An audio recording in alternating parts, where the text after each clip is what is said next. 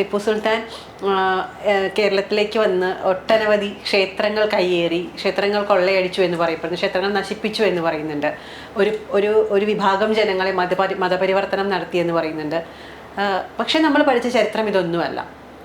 അപ്പോൾ എന്താണ് ഇതുമായി ബന്ധപ്പെട്ട് പറയാനുള്ളത്? എന്താണ് ഈ ഒരു വിവാദം തന്നെയാണ് ശരിക്കും പറഞ്ഞു കഴിഞ്ഞാൽ, അല്ലേ? അല്ല, ഇതിൽ നമ്മൾ ശ്രദ്ധിക്കേണ്ട ഒരു കാര്യം, ഞാൻ നേരത്തെ പറഞ്ഞ പോലെ മാറിയ ഒരു രാഷ്ട്രീയ സാഹചര്യമാണ് ഇന്ത്യയിൽ നിലനിൽക്കുന്നത്.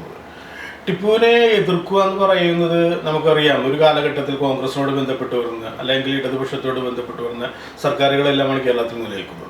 അപ്പോൾ അവരുടെ ഒരു പക്ഷത്തിൽ നിന്നുകൊണ്ട് മുസ്ലിം സമുദായത്തിന് ബുദ്ധിമുട്ടുണ്ടാകുന്ന രീതിയിലുള്ള സംസാരങ്ങൾ ഉണ്ടാകാൻ പാടില്ലെന്നൊരു താല്പര്യമുണ്ടായിരുന്നു. നേരത്തെ പറഞ്ഞ പോലെ തന്നെ പറയുകയാണ്, മാറിയൊരു സാഹചര്യമാണ് ഇതിനെല്ലാം വഴി തുറക്കുന്നത്. പക്ഷേ ചരിത്രം നേരത്തെ രേഖപ്പെടുത്തിയിട്ടുണ്ട്. നമുക്കറിയാം, വിശ്വവിജ്ഞാനകോശം എന്ന് പറയുന്നത് 1970 എഴുതിയിട്ടുണ്ട്. അതിൽ ശരിക്കും ടിപ്പുവിൻ്റെ പടയോട്ടത്തെ പറ്റി സവിസ്തരം പറഞ്ഞിട്ടുണ്ടായിരുന്നു. അതിൽ പറയുന്നത് ചേലക്കലാപം എന്ന് പറയുന്നുണ്ട്. ചേലക്കലാപം, അതായത് സുന്നത്ത് കർമ്മത്തോട് ബന്ധപ്പെട്ട് വരുന്ന, അതായത് നിർബന്ധിത മതപരിവർത്തനത്തെ പറ്റി പറയുന്നുണ്ട്, ക്ഷേത്രങ്ങൾ കൊള്ളയടിച്ചതിനെ പറ്റി പറയുന്നുണ്ട്. അതുപോലെ തന്നെ PCM രാജ സാമൂതിരി എന്ന ഗ്രന്ഥത്തിൽ പറയുന്നുണ്ട്, ഹെർമൻ ഗുണ്ടർട്ട് കേരള പഴമയിൽ പറയുന്നുണ്ട്, KV കൃഷ്ണയ്യർ സാമൂറിൻ ഓഫ് കാലിക്കറ്റിൽ പറയുന്നുണ്ട്. അതുപോലെ ഇളംകുളം കുഞ്ഞൻപിള്ള, അത് കേരള ചരിത്രത്തിൻ്റെയൊക്കെ ഏറ്റവും നല്ല ഒരു മഹത്തായ ഒരു കാലഘട്ടം എന്ന് പറയുന്ന അദ്ദേഹത്തിൻ്റെയായിരുന്നു ഇളംകുളം കുഞ്ഞൻപിള്ള. അദ്ദേഹം കൃത്യമായിട്ട് പറയുന്നുണ്ട്, വില്യം ലോഗൻ പറയുന്നുണ്ട്. അപ്പോൾ ഇത്തരം ആൾക്കാർ പറയുന്നുണ്ട്. അതുപോലെ NP മുഹമ്മദ് പോലും പറയുന്നുണ്ട്, ഈ പറയുന്ന ടിപ്പുവിൻ്റെ കടന്നുകയറ്റങ്ങൾ, മതപരിവർത്തനം, അതിനോട് ബന്ധപ്പെട്ട് വരുന്ന ആൾക്കാരുടെ എല്ലാം പാലായനങ്ങൾ, ഹിന്ദു സമുദായത്തിൽ നിന്നുള്ള പാലായനങ്ങൾ. അപ്പോൾ ഇതെല്ലാം രേഖപ്പെടുത്തിയിട്ടുണ്ട്. അപ്പോൾ നേരത്തെ പറഞ്ഞൊരു കാര്യം തന്നെ ഞാൻ പറയുന്നത്, കാരണം ഇതെല്ലാം ആ രീതിയിൽ വായിക്കപ്പെട്ടില്ല, മറഞ്ഞിരിക്കുകയായിരുന്നു. അപ്പോൾ നമ്മളിൽ ഉണ്ടായിരുന്നു, നമ്മളെല്ലാം ആ ഒരു തലത്തിലേക്ക് ചിന്തിക്കാനോ ഇത് എന്തെങ്കിലും ഒരു ഉപകാരപ്പെടുമെന്നോ അല്ലെങ്കിൽ വിമർശിക്കേണ്ടി വരുമെന്ന് ചിന്തിച്ചിട്ടുണ്ടായിരുന്നില്ല. ഈ ഒരു മാറിയ സാഹചര്യത്തിലാണ് ഇതെല്ലാം പുറത്തേക്ക് വരുന്നത്. ടിപ്പുവിനെ സംബന്ധിച്ച് ഈ പറയുന്ന കാര്യങ്ങൾ അദ്ദേഹം ചെയ്തിട്ടുണ്ടെന്നുള്ള യാഥാർത്ഥ്യമാണ്. കാരണം നമുക്കറിയാം, ടിപ്പുവിനോട് ബന്ധപ്പെടുത്തി അദ്ദേഹത്തിൻ്റെ കാലഘട്ടത്തിൽ അല്ലെങ്കിൽ ഈ പറയുന്ന അദ്ദേഹത്തിനോട് മൈസൂരോട് ബന്ധപ്പെട്ട് വരുന്ന പ്രദേശത്ത് നിത്യേന പൂജയുള്ള 2 ക്ഷേത്രങ്ങൾ മാത്രമാണ്. അതിലൊന്ന് രംഗനാഥ സ്വാമി ക്ഷേത്രവും ശൃംഗേരി മഠവുമാണ്. അതിനൊരു പ്രധാന കാര്യം എന്ന് പറയുന്നത്, അപ്പം നമ്മൾ എന്തുകൊണ്ട് ഇത് പറയുന്നുണ്ടെങ്കിൽ പല ആൾക്കാരും പറയുന്നുണ്ട്, ഹിന്ദു സമുദായത്തോട് ബന്ധപ്പെട്ട് വരുന്ന പല വിഭാഗങ്ങളെയും ഈ ടിപ്പു സഹായിച്ചിട്ടുണ്ടെന്ന് പറയുന്നു. ആ സഹായത്തിൻ്റെ ഒരു കാര്യം എന്ന് പറയുന്നത്, അദ്ദേഹത്തെ സംബന്ധിച്ച് അദ്ദേഹം ഒരു ജ്യോതിഷത്തിൽ വിശ്വസിക്കുന്ന ഒരാളായിരുന്നു. അപ്പോൾ ഈ രംഗനാഥസ്വാമി ക്ഷേത്രത്തിലെ ചില ജ്യോതിഷികൾ പറയുന്നത്, ചില കർമ്മങ്ങളോട് ബന്ധപ്പെടുത്തി നിന്നാൽ മാത്രമേ ടിപ്പുവിൻ്റെ കാര്യങ്ങൾ വിജയിക്കൂ എന്നുള്ള പറയുന്നത്. അതിൻ്റെ ഭാഗമായിട്ട് ഈ പറഞ്ഞ ക്ഷേത്രങ്ങളിൽ നിത്യപൂജകളും അതുപോലെ കർമ്മങ്ങളും അദ്ദേഹം അനുഷ്ഠിക്കുന്നുണ്ട്. അപ്പോൾ ആ ജ്യോതിഷികളുടെ താല്പര്യങ്ങൾ സംരക്ഷിക്കാൻ വേണ്ടിയാണ് ആ ക്ഷേത്രങ്ങളോട് ബന്ധപ്പെട്ട് ഒരു സഹായങ്ങൾ ചെയ്തു കൊടുക്കുന്നത്.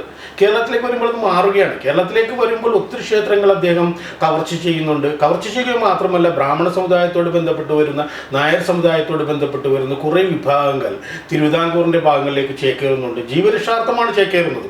അപ്പം അതുകൊണ്ട് അത് പീഡനങ്ങൾ ഉണ്ടായിട്ടെന്ന് തന്നെയാണ് പറയുന്നത്. ഈ പീഡനങ്ങൾ ഉണ്ടാകുമ്പോൾ നമ്മൾ മനസ്സിലാക്കേണ്ടത്, ക്ഷേത്രങ്ങളെ നശിപ്പിക്കുക എന്നുള്ള ലക്ഷ്യത്തിലല്ല അദ്ദേഹം ഇറങ്ങിപ്പുറപ്പെടുന്നത്. പക്ഷേ ക്ഷേത്രങ്ങൾ കൈയാളുന്ന ജന്മി വിഭാഗങ്ങളെല്ലാം ഈ പറയുന്ന ബ്രാഹ്മണ സമുദായമോ അവർ സപ്പോർട്ട് ചെയ്യിക്കുന്ന നായർ സമുദായമായിരുന്നു. കൃഷിയോട് ബന്ധപ്പെട്ട് വരുന്ന പ്രദേശങ്ങളിൽ ഉണ്ടാകുന്ന കണക്കെടുപ്പുകൾ, അതിനോട് ബന്ധപ്പെട്ട് വരുന്ന നികുതികളെല്ലാം പുതിയൊരു രീതിയിലേക്ക് ടിപ്പു കൊണ്ടുവരുന്നുണ്ട്. അപ്പോൾ ഇതെല്ലാം എതിർക്കപ്പെടേണ്ട എന്നുള്ള തോന്നൽ ടിപ്പുവിനെ സംബന്ധിച്ചുണ്ട്. അപ്പോൾ ഇത്തരം പ്രദേശങ്ങളെല്ലാം കൈയടക്കി വെക്കുന്നതെല്ലാം ഈ ഒരു ജന്മി വിഭാഗമാണ്. സ്വാഭാവികമായിട്ടും അവരോട് ബന്ധപ്പെട്ട് വരുന്ന ക്ഷേത്ര സംഗീതങ്ങളും അവരോട് ബന്ധപ്പെട്ട് വരുന്ന അവരുടെ ജന്മത്തോട് അവരുടെ ജീവിതത്തോട് ബന്ധപ്പെട്ട വരുന്ന കാര്യങ്ങളെല്ലാം ഉപേക്ഷിച്ച് അവർക്ക് പാലായനം ചെയ്യേണ്ടി വരുന്നുണ്ട്. അത് ഉണ്ടാകുന്ന ഒരു ഭാഗത്ത്. അതുപോലെ തന്നെ നമുക്കറിയാവുന്നൊരു കാര്യം എന്ന് പറഞ്ഞാൽ, ടിപ്പുവിനെ സഹായിക്കാൻ വേണ്ടി കാത്തു നിൽക്കുന്ന ഒത്തിരി ഇസ്ലാം മത വിശ്വാസികളായ ആൾക്കാർ മലബാറിലുണ്ട്. എല്ലാവരും അങ്ങനെ നിന്ന് പറയാൻ പറ്റില്ല. കാരണം ഇപ്പോൾ നമുക്കറിയാം, അത്തംകുരികൾ എന്ന് പറയുന്ന ടിപ്പുവിൻ്റെ ഈ കാഴ്ചപ്പാടുകൾ എതിർത്ത് നിൽക്കുന്ന ആളാണ്.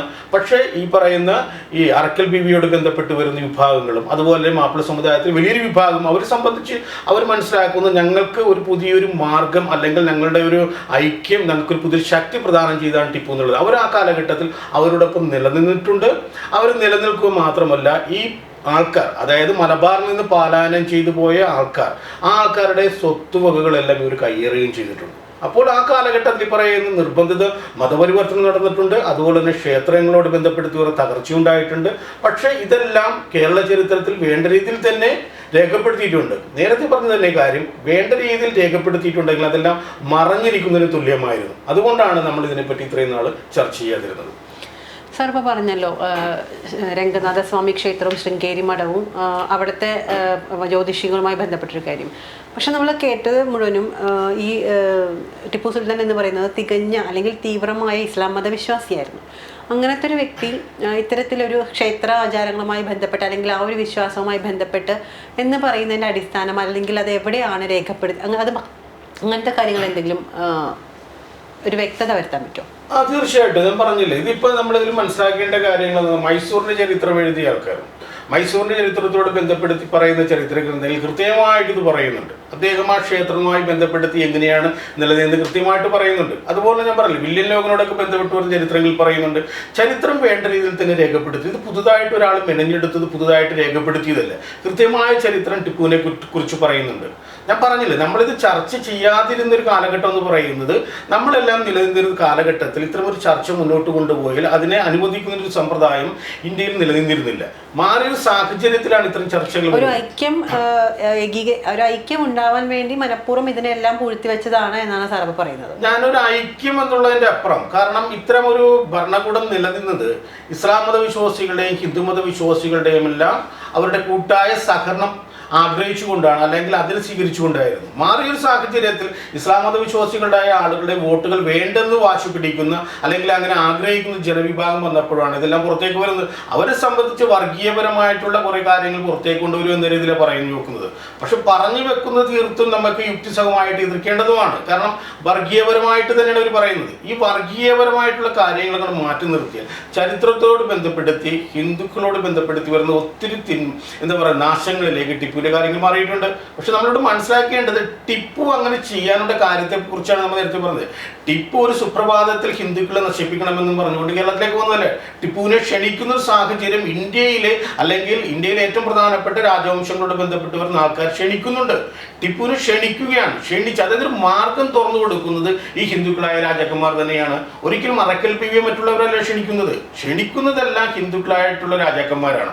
അപ്പൊ സ്വാഭാവികമായും അവരുടെ നിന്നുണ്ടാകുന്ന ശത്രുത അല്ലെങ്കിൽ അവർ പിന്നീട് നിലനിൽക്കുന്നത് വൈദേശിക ശക്തികളായിട്ടുള്ള ഈ പറഞ്ഞ ബ്രിട്ടന്റെയും ഡച്ചുകാരുടെയും എല്ലാം എന്താ പറയുക സാമന്തന്മാരായിട്ടാണ് നിൽക്കുന്നത്. ആ സാമന്തന്മാരായിട്ട് നിൽക്കുമ്പോൾ തന്നെ എതിർക്കാനായിട്ട് ഒരു വിഭാഗം മാത്രമല്ല, ബ്രിട്ടീഷുകാരെയും എതിർക്കണം, അദ്ദേഹത്തെ സംബന്ധിച്ച് ഡച്ചുകാരെയും എതിർക്കണം, അല്ലെങ്കിൽ ഈ കൊളോണിയൽ ശക്തികളെ എല്ലാവരും എതിർക്കണം. അതോടൊപ്പം തന്നെ ഈ പറയുന്ന രാജാക്കന്മാരെ എതിർക്കണം. ആ രാജാക്കന്മാരെ സപ്പോർട്ട് ചെയ്യുന്നവരാണ്.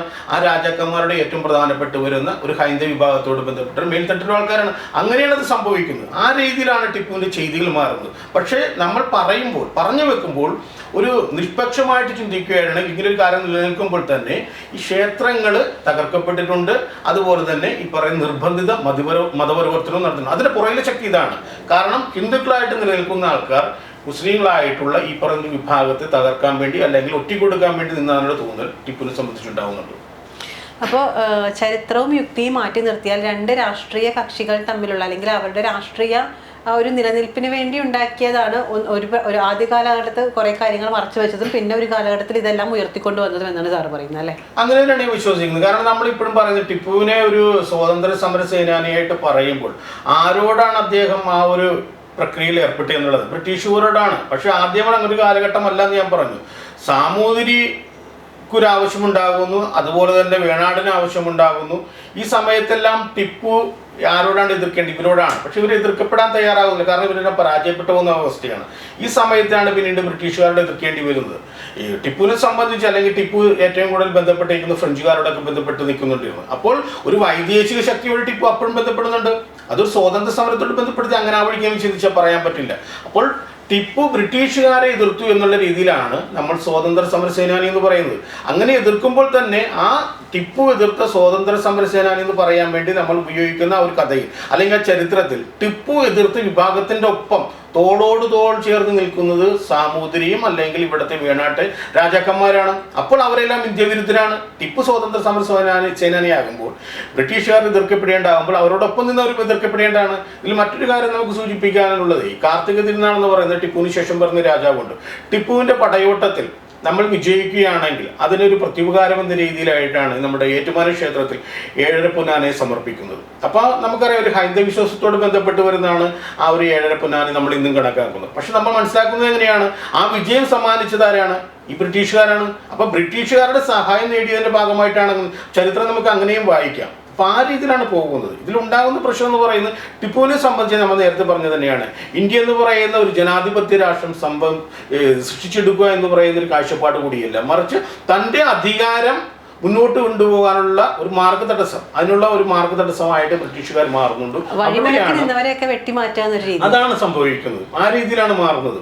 നമുക്കറിയാലോ, ഒന്നാം സ്വാതന്ത്ര്യ സമരം പറഞ്ഞ പോലെ കാർത്തിക തിരുനാൾ എന്ന് പറയുന്ന രാജാവും ഇതുപോലെ തന്നെ തന്റെ മുൻപിൽ വഴിതടസ്സമായി നിൽക്കുന്ന ടിപ്പുവിനെ അല്ലെങ്കിൽ അവരെ ഒതുക്കാൻ വേണ്ടിയാണ് ഈ ഏഴര പൊന്നാന സമർപ്പിച്ചതെന്നാണ്. അപ്പോഴും ഈ പറയുന്ന സ്വാതന്ത്ര്യ സമര സേനാനി എന്നപ്പോ അവിടെയും കാർത്തിക തിരുനാളിനെയും പറയാൻ പറ്റില്ല. ഇല്ല, അവരൊന്നും ഒരിക്കലും നിന്നിട്ടില്ല. വേണാടിനോട് ബന്ധപ്പെട്ട് വരുന്ന ഒരു രാജാക്കന്മാരും സ്വാതന്ത്ര്യ സമരത്തോട് ബന്ധപ്പെടുത്തി അല്ലെങ്കിൽ ഇന്ത്യയുടെ പരമാധികാരം ഒരു വൈദേശിക ശക്തിക്ക് നൽകാൻ പാടില്ലെന്ന് ആഗ്രഹിക്കുന്നവരല്ല. വൈദേശിക ശക്തികളുടെ താല്പര്യങ്ങളെ കൂട്ടുപിടിച്ചുകൊണ്ട് അവരെ സഹായിച്ചുകൊണ്ട് നിൽക്കുന്നവരായിരുന്നു വേണാടികൾ അല്ലെങ്കിൽ വേണാട്ട് രാജാക്കന്മാർ. മാർത്താണ്ഡവർമ്മ മരിക്കുമ്പോൾ അടുത്ത രാജാവായിട്ടുള്ള കാർത്തിക തിരുനാൾ അനന്തരവനോട് പറയുന്നത് ഈ ബ്രിട്ടീഷ് സമൂഹത്തെ അല്ലെങ്കിൽ ബ്രിട്ടീഷ് ഭരണകൂടത്തെ ഒരിക്കലും ബുദ്ധിമുട്ടിക്കരുതെന്നാ പറയുന്നത്. അവരെ ബുദ്ധിമുട്ടിക്കാതിരുന്നാൽ വേണാടിനെ സംബന്ധിച്ച് അഭിവൃദ്ധി എന്ന് പറയുന്നത്.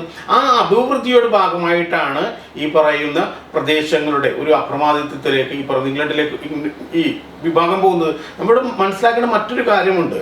ഇതിലുണ്ടാകുന്നത് ടിപ്പുവിനെ സംബന്ധിച്ച്, ടിപ്പു കേരളത്തിലേക്ക് കടന്നു വരുമ്പോൾ അല്ലെങ്കിൽ ഹൈദരാലി കേരളത്തിലേക്ക് കടന്നു വരുമ്പോൾ ഒട്ടനവധി നാട്ടുരാജാക്കന്മാരാണ് കേരളത്തിൽ ഉണ്ടായിരുന്നത്.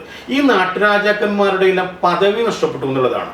നമുക്കറിയാം 1792 ശ്രീരംഗപട്ടണം സന്ധി, അതായത് ടിപ്പു ബ്രിട്ടീഷുകാർക്ക് കീഴ്പ്പെടുന്നതിന്റെ ഭാഗമായിട്ട് കോഴിക്കോട്ടിലെ 63 താലൂക്കും അതുപോലെ പാലക്കാടും എല്ലാം ഈ ബ്രിട്ടീഷ് ഭരണകൂടത്തിലേക്ക് വരികയാണ്. ആ ബ്രിട്ടീഷ് ഭരണകൂടത്തിലേക്ക് വരുമ്പോൾ നമ്മൾ മനസ്സിലാക്കേണ്ട ഒരു കാര്യം എന്ന് പറയുന്നത് പിന്നീട് 1800 ആകുമ്പോൾ മലബാർ മേഖല ബ്രിട്ടൻ്റെയുമായി മാറുകയാണ്. മദ്രാസ് പ്രസിഡൻസി നേരിട്ടാണ് ഈ പറയുന്ന പ്രദേശം ഭരിക്കുന്നത്. അതായത് അവിടുത്തെ നാട്ടുരാജാക്കന്മാരുടെ അവകാശം എന്നേക്കുമായി ഹരിക്കപ്പെട്ടു.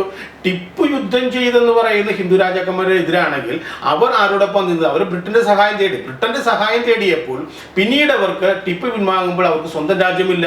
1800 കഴിയുമ്പോൾ ബ്രിട്ടന്റെ കോളനിയായിട്ട് ഏറ്റവും പ്രധാനപ്പെട്ട ഒരു പ്രദേശമായിട്ട് മദ്രാസിന്റെ കീഴിൽ വരുന്ന പ്രദേശമായിട്ട് മലബാർ മാറുകയാണ്. പിന്നീട് ഉണ്ടാകുന്നത് കൊച്ചിയും ഇവ പറയുന്ന വേണാടുകളും. വേണാടായിട്ട് എങ്ങനെയാണ് ഈ പറയുന്ന ബ്രിട്ടീഷുകാരെ ഒരിക്കലും പിണക്കരുത് എന്നുള്ള സന്ദേശം നൽകിയിട്ടാണ് മാർത്താണ്ഡവർമ്മ മാറുന്നത്. അതിന്റെ ഭാഗമായിട്ടാണ് പിന്നീട് വരുന്ന ആൾക്കാരെല്ലാം ബ്രിട്ടനോട് ബന്ധപ്പെട്ട് നിലനിൽക്കുന്നത്. അതായത് സ്വാതന്ത്ര്യം എന്നതിനപ്പുറം അവരെല്ലാം ഉദ്ദേശിച്ചിരുന്നത് സ്വന്തം അധികാരം നിലനിർത്തുക എന്നുള്ളത് തന്നെയായിരുന്നു. അത് തന്നെയായിരുന്നു തീർച്ചയായിട്ടും. അതിനുവേണ്ടി പല മാർഗങ്ങളും ഉണ്ടെന്ന് ഇതിൽ പറയാവുന്നൊരു കാര്യം. ഇപ്പൊ ഡച്ചുകാരുമായിട്ട് നമ്മൾ അദ്ദേഹം ബന്ധപ്പെടുന്നുണ്ട്. ഈ കൊച്ചി രാജാവ് ഡച്ചുകാരുമായി ബന്ധപ്പെടുന്നുണ്ട്. വേണാടികളെ സംബന്ധിച്ചിട്ടാണെങ്കിൽ ഡച്ചുകാരോട് ബന്ധപ്പെടുകയില്ല. ഡച്ചിന്റെ ആ ഒരു കാലഘട്ടത്തിലുള്ള ഡിലനോയുടെ സഹായം സ്വീകരിച്ചുകൊണ്ടാണ് ഈ തിരുവിതാംകൂറിന്റെ സൈന്യത്തെ വിപുലീകരിക്കുന്നത്, ആധുനികവൽക്കരിക്കുന്നത്. അതുപോലെ ഫ്രഞ്ചുകാരുമായിട്ട് ബന്ധമുണ്ടായിരുന്നു, ഡൂപ്ലയുമായിട്ട് ബന്ധമുണ്ടായിരുന്നു. ഒന്നാം കർണാട്ടിക് യുദ്ധം നടക്കുന്ന സമയത്ത് ബ്രിട്ടീഷുകാരെ പരാജയപ്പെടുത്താൻ ശക്തമാണ് ഈ ഫ്രഞ്ചുകാരെന്ന് പറയുമ്പോൾ അവരുമായി കൂട്ടുകൂടാൻ വേണാടികൾ ശ്രമിക്കുന്നുണ്ട്. ഇതിനെ കണ്ട് ഭയക്കുന്നുണ്ട് ആര്? ഈ ഇംഗ്ലീഷുകാരെ സംബന്ധിച്ച് തിരുവിതാംകൂർ എന്ന് പറയുന്ന രാജ്യം ഫ്രഞ്ചുകാരോട് ബന്ധപ്പെട്ടിട്ടുണ്ടെങ്കിൽ ഞങ്ങളുടെ താല്പര്യങ്ങൾ മിക്കവാറും നടക്കില്ല എന്ന് തോന്നുമ്പോൾ അവരെന്താ ചെയ്യുന്നത്? അവരും ഈ വേണാടികളെ സഹായിക്കാൻ തയ്യാറാവുകയാണ്. അപ്പോൾ വൈദേശിക ശക്തികളെന്ന് നമ്മൾ പറയുന്നത്, അതായത് വൈദേശിക ശക്തികളെ പുറത്താക്കിയാൽ മാത്രമേ ഇന്ത്യക്ക് സ്വാതന്ത്ര്യം കിട്ടുമെന്ന് നമ്മൾ പഠിച്ചു വെച്ചിട്ടുള്ള ചരിത്രമുണ്ടല്ലോ. ആ ചരിത്രത്തിൽ പറയുന്ന ആൾക്കാരുടെ എല്ലാം ഏറ്റവും പ്രധാനപ്പെട്ട അംഗരക്ഷകന്മാരും അതുപോലെ സുഹൃത്തുക്കളുമായിട്ട് കഴിഞ്ഞവരായിരുന്നു ഈ പറയുന്ന രാജാക്കന്മാർ. അവരെ എതിർക്കാൻ വേണ്ടിയാണ് ടിപ്പു വന്നത്.